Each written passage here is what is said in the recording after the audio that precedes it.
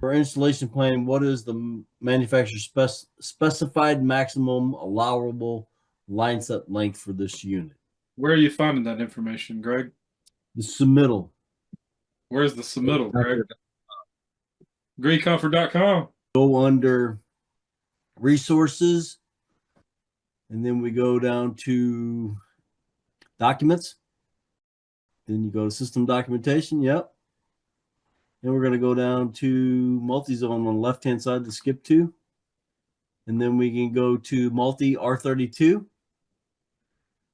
And we'll go down to the submittals, and we're going to go to the MUL 42 HP. Right there.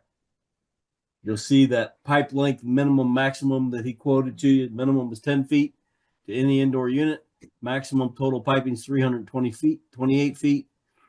Pre-charge line length is for 164 feet. And there's your pipe length to the furthest indoor unit and max pipe elevation. That's where Justin was getting all that information from.